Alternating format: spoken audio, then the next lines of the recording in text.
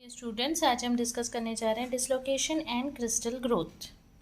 ठीक है, किस तरीके से डिसलोकेशन की वजह से क्रिस्टल का ग्रोथ इफेक्टेड होता है। ठीक है, तो क्रिस्टल को जब फॉर्म किया जाता है वेपर फेज से फॉर्म किया जाता है, मान लीजिए लिक्विड या सोल्यूशन से, तो जो रेट है क्रिस्टल ग्रोथ का अलग अलग अमाउंट के सुपर सैचुरेशन पे मेजर किया जाता है। ठीक है, कि किस तरीके से क्रिस्टल ग्रो कर रहा है।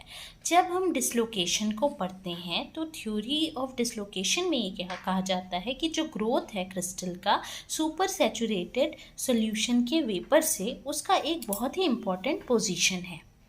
और फ्रैंक नाम के साइंटिस्ट ने ये शो किया कि डिसलोकेशन का जो प्रेजेंस है, डिसलोकेशन का रहना एक कंट्रोलिंग फैक्टर की तरह काम करता है क्रिस्टल के ग्रोथ में। जब लो सुपर सैचुरेशन होता है यानी अबाउट 1%, तो जो ग्रोथ का रेट है क्रिस्टल के वो काफ़ी ज़्यादा होता है परफेक्ट क्रिस्टल की अपेक्षा। ठीक है, लो सुपर सैचुरेशन में ये जो ग्रोथ रेट है इसे एक्सप्लेन किया फ्रैंक ने।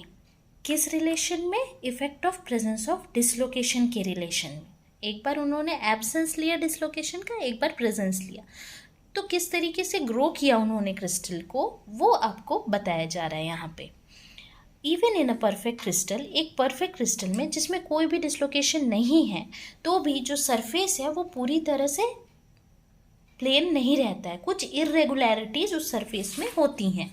जैसे कि जो स्टेप्स हैं लेयर्स के, अलग अलग जो लेयर्स होते हैं एटॉमिक या मॉलिक्यूलर साइज के, उनके स्टेप्स में ये प्रॉब्लम आती है।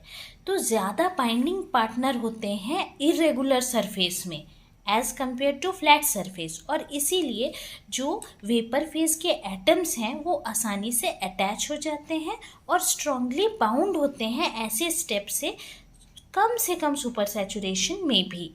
तो ऐसा जो स्टेप है वो हालांकि डिसअपियर हो जाता है, गायब हो जाता है, जब क्रिस्टल का जो ग्रोथ है वो एंड तक पहुंच जाता है, यानी पूरी तरह से क्रिस्टल लगभग ग्रो हो चुका है ऐसा हम माने अगर, और वहाँ से नया न्यूक्लिएशन यानी नए क्रिस्टल के ग्रो होना शुरू होता है। Must take place on the flat surface for further growth. तो थ्योरी जो है ग्रोथ ऑफ परफेक्ट क्रिस्टल की वो ये प्रेडिक्ट करती है कि ओवर सैचुरेशन अगर 25 से 50% किया जाए तो उसकी ज़रूरत होती है सफिशिएंट फ्रीक्वेंसी में ग्रोथ रेट के लिए, जबकि ओवर सैचुरेशन अगर आप 1% का करते हो वो काफ़ी होता है क्रिस्टल के ग्रोथ के लिए। अगर आप 2D मोनो लेयर्स, क्रिस्टल कैसे ग्रो होता है, यहाँ पे लेयर्स की बात करें, एक लेयर उसके ऊपर दूसरा लेयर उसके ऊपर तीसरा लेयर, इस तरीके से क्रिस्टल ग्रो होता है। ठीक है, तो mono layer of molecules perfect crystal में जब बनाना होता है तब। तो ये किसने ऑब्जर्व किया? ये ऑब्जर्व किया वॉल्मर और शुल्ज नाम के साइंटिस्ट ने in the growth of iodine crystal में। तो यहाँ पर एक डिसएग्रीमेंट आया कि नॉर्मली जैसे करते हैं और न्यूक्लिएटिंग में जो नया लेयर एक के बाद एक न्यूक्लिएटिंग कर रहे हैं, मतलब एक के बाद एक लेयर फॉर्मेशन कर रहे हैं परफेक्ट क्रिस्टल के सरफेस के लिए। ठीक है, तो उसमें एक डिसएग्रीमेंट आया। तो ये डिफ़िकल्टी जो है उसको रिमूव किया जा सकता था अगर स्टेप ग्रोथ जो है वो कंटिन्यूस हो और ऐसी नेसेसिटी की कोई ज़रूरत ना हो कि हर बार हमको नया न्यूक्लियस बनाना पड़े, यानी हर बार एक स्टार्टिंग पॉइंट ले करके उस पर हम लेयर्स बनाए जा रहे हैं।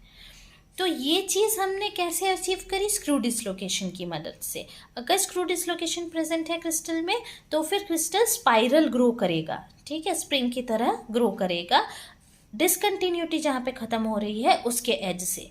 तो इस तरीके का जो स्पाइरल ग्रोथ है वो प्रेडिक्ट किया फ्रैंक ने। तो स्पाइरल ग्रोथ जो है वो बहुत सारे क्रिस्टल सरफेस में देखा गया।